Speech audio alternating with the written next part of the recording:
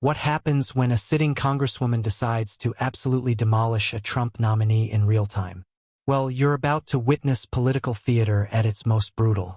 This isn't your typical boring congressional hearing. This is Representative Pramila Jayapal systematically dismantling Kari Lake's credibility piece by piece, and it's absolutely wild. Before we dive into this political bloodbath, let me paint the picture.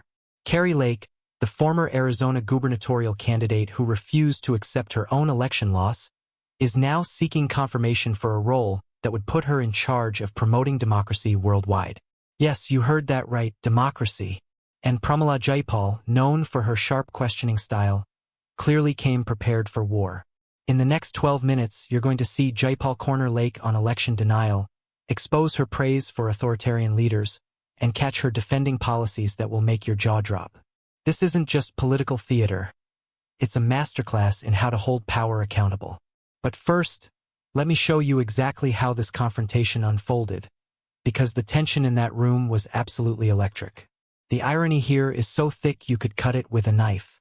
We have someone who fundamentally rejects democratic outcomes seeking a position where she'd be responsible for promoting those very same democratic values worldwide. It's like appointing someone who doesn't believe in medicine to run a hospital, or putting a flat-earther in charge of NASA. The cognitive dissonance is absolutely staggering, and Jayapal is about to expose every contradiction in Lake's record. What makes this hearing so compelling isn't just the political drama. It's watching the democratic process work exactly as it should. This is congressional oversight in action, where nominees have to defend their records and explain their positions. Sometimes it's uncomfortable, sometimes it's brutal, but it's absolutely necessary. Let's start with the moment Jayapal threw down the gauntlet. Jayapal opens with what seems like a softball question. Do you support democracy or authoritarianism? Now, you might think this is obvious, right? But here's the thing, in today's political climate, even this basic question becomes a minefield. Lake responds with the expected, I support freedom and democracy. But Jayapal isn't done. She's setting a trap and Lake is walking right into it. Then comes the real question. Would you accept that accepting the results of a free and fair election are critical to a functioning democracy? Notice how Jayapal phrases this. She's not asking about a specific election. She's asking about the principle. Lake tries to dodge, talking about needing free and fair elections in general terms. But Jayapal isn't having it. This is where things get spicy. Jayapal cuts through the political speak. You have refused to acknowledge that President Trump lost the 2020 election. The irony is devastating. Here's someone who won't accept election results being nominated to promote democracy worldwide. The cognitive dissonance is staggering. What makes this moment brilliant is how Jayapal frames it. She's not just asking about 2020. She's connecting it to Lake's fitness for the job. It concerns me that you are now tasked with ensuring democracy around the world when you won't even accept a free and fair election. That's not just a question. That's a character assassination disguised as oversight. Lake's response is weak, evasive, and only makes things worse. She can't defend her position because it's indefensible. The beautiful thing about this exchange is that Jayapal has Lake completely cornered. Every answer Lake gives just digs her deeper into the hole. When you refuse to accept basic democratic principles, how can you credibly promote them abroad? It's like hiring someone who doesn't believe in gravity to teach physics, or appointing someone who thinks vaccines cause autism to head the CDC. The setup is perfect. Jayapal has established that Lake doesn't accept election results, which directly contradicts the job she's seeking. But if you think that was brutal, wait until you see what happens when Jayapal brings up Viktor Orban. Here's where Lake's past statements come back to haunt her in the most spectacular way possible. Jayapal reveals that Lake previously called Hungarian Prime Minister Viktor Orban the greatest in Europe, and said Hungary was doing it right. Now, if you don't know who Viktor Orban is, he's basically turned Hungary into a textbook example of democratic backsliding. We're talking about a guy who's systematically dismantled press freedom, restricted civil liberties, and consolidated power. The beauty of this moment is watching Lake try to defend the indefensible.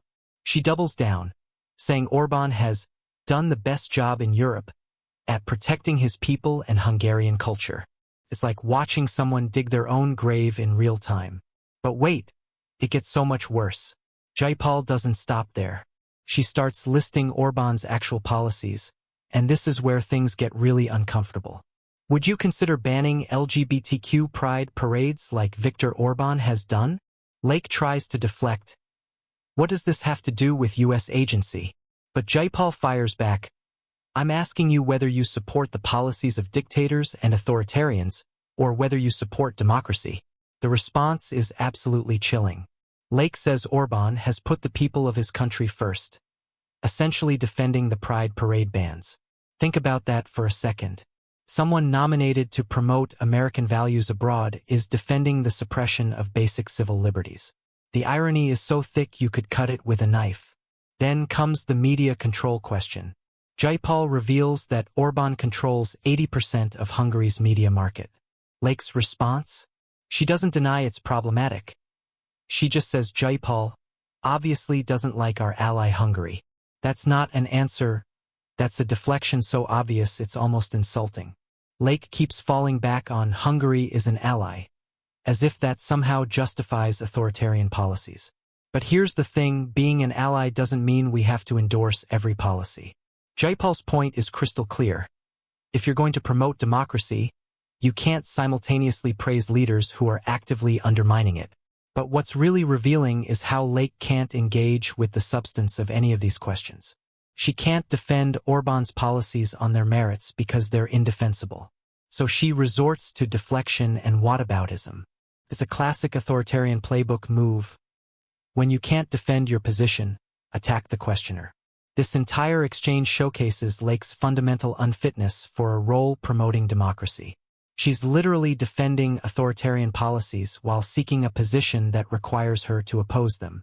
But wait, it gets even worse when Jayapal brings up Lake's history with Russian disinformation. Just when you think this hearing can't get more surreal, Jayapal drops another bombshell. She reveals that Lake has spread claims about the Pentagon funding bioweapon labs in Ukraine, claims that originated from Russian state media. And here's the kicker, these claims have been debunked by Marco Rubio, who's now Trump's Secretary of State. The significance of this cannot be overstated. We're talking about someone who's supposed to counter foreign disinformation actively spreading it. It's like appointing an arsonist as fire chief. The person who's supposed to promote American credibility abroad has been spreading Russian propaganda. You literally cannot make this stuff up. Lake's response is somehow even more damaging than the original claim. When asked directly if she stands by the statement, she deflects, I know that many members of Congress care more about funding Ukraine. That's not a denial, that's a deflection.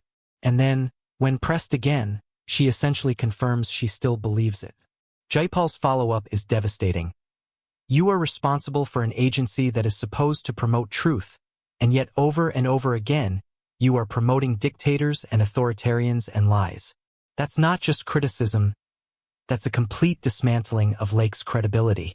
When cornered, Lake does what politicians do when they're losing, she attacks the questioner. I understand you're trying to get a fundraising video here. It's a desperate move that only makes her look worse. Jayapal isn't grandstanding, she's doing her job, which is to vet nominees and ensure they're qualified. The beautiful thing about this moment is how it reveals Lake's true character. Instead of addressing the substance of the questions, she resorts to personal attacks. It's a classic deflection tactic, but it's so transparent that it actually reinforces Jayapal's points. When you can't defend your record, attack the person asking about it. It's textbook authoritarian behavior, which makes it even more ironic given the position she's seeking. This pattern of behavior, spreading disinformation, defending authoritarians, attacking questioners, reveals someone fundamentally unfit for public service, let alone a position promoting democratic values abroad. Lake's final response is perhaps the most revealing moment of the entire hearing. When given a chance to respond, she doesn't address any of the substantive issues raised. Instead, she goes on a rant about how Democrats care more about other countries than America and complains about money voted to spend in Ukraine killing people. This response is problematic on multiple levels. First, it's a false choice. You can care about America and still support democratic allies. Second, it reveals a fundamental misunderstanding of foreign policy. Third, It completely ignores the fact that she's being nominated for a position that specifically deals with international affairs. Lake ends by saying Trump will help bring peace, a statement that's rich with irony given her defense of authoritarian policies throughout the hearing. You can't promote peace while simultaneously praising leaders who suppress basic freedoms. The cognitive dissonance is staggering. The chairman's attempts to maintain order throughout this exchange highlight just how contentious this hearing was. When he finally cuts off Lake's rambling response, you can almost feel the relief in the room.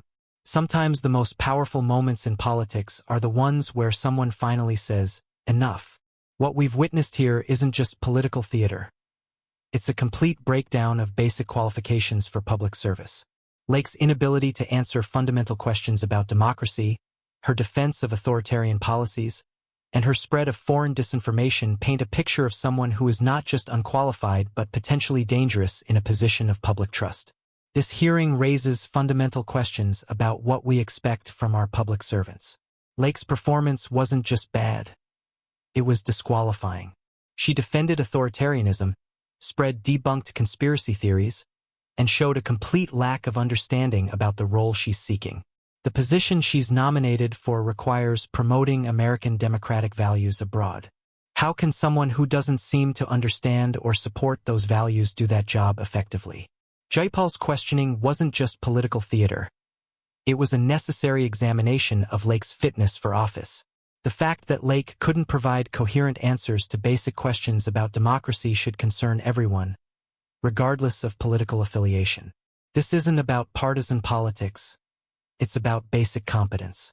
What we witnessed here goes beyond one nominee or one hearing. It's about the integrity of our institutions and the standards we hold our leaders to. When someone can praise authoritarian leaders, spread foreign disinformation, and still be nominated for a position promoting democracy, we have a problem. The system is supposed to have safeguards against exactly this kind of scenario. The irony is almost too much to bear. Someone who won't accept election results being put in charge of promoting electoral integrity worldwide. It's like appointing a climate change denier to run the EPA or a flat earther to head NASA. The disconnect is so obvious it would be funny if it weren't so dangerous. But here's the thing, this hearing also shows the system working as intended. Jayapal's questioning demonstrated the importance of congressional oversight. She didn't just ask softball questions or engage in partisan theatrics. She did her job. She investigated, she prepared, and she held a nominee accountable. This is what democracy looks like when it works. It's messy, it's uncomfortable, and sometimes it's brutal. But it's necessary. The alternative, rubber-stamping nominees without scrutiny, is far worse. Democratic institutions only work when people are willing to use them effectively. The lessons from this hearing extend far beyond this single nomination. What can we learn from this confrontation? First, that preparation matters. Jayapal came armed with facts, quotes, and a clear line of questioning. She didn't rely on gotcha moments or cheap shots. She used Lake's own words against her. Second, that accountability is possible, but it requires people willing to do the work. Too often, we see congressional hearings that are all sound and fury, signifying nothing. This was different. This was substantive, focused, and devastating precisely because it was based on facts rather than rhetoric. Jayapal didn't need to manufacture controversy. Lake's own record provided all the ammunition necessary. This hearing also highlights the importance of media literacy.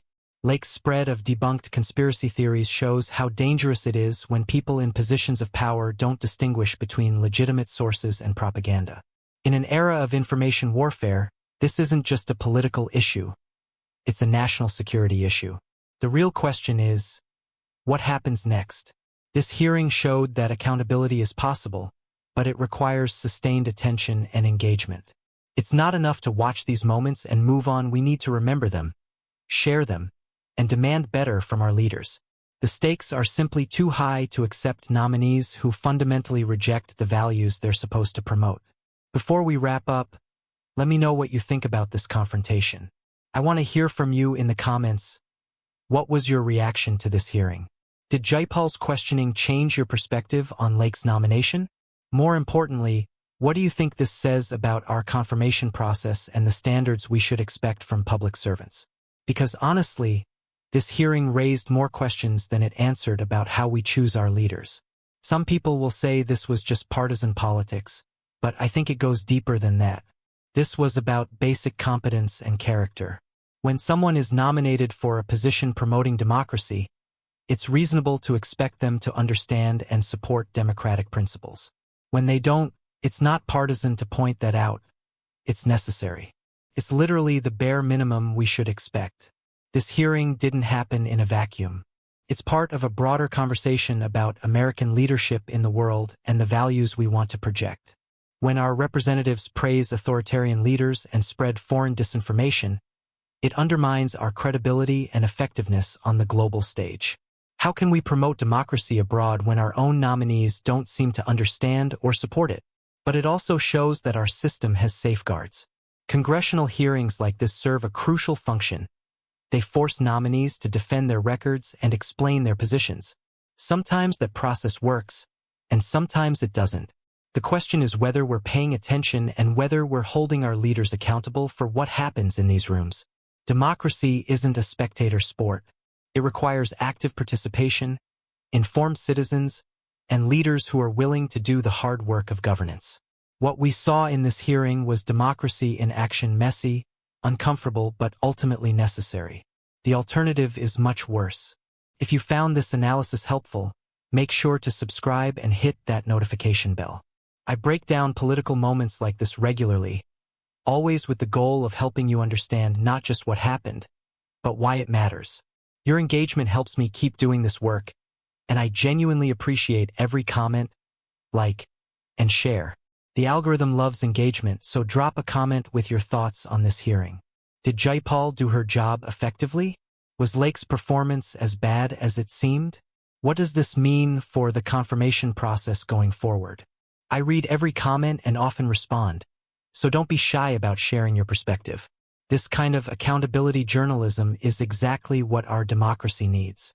When public servants can't answer basic questions about their qualifications, when they defend authoritarian policies while seeking positions promoting democracy, when they spread foreign disinformation, these aren't partisan issues, they're competence issues. The stakes are too high for anything less than complete honesty and transparency from our leaders. Until next time, keep questioning, keep engaging, and keep demanding better from our leaders.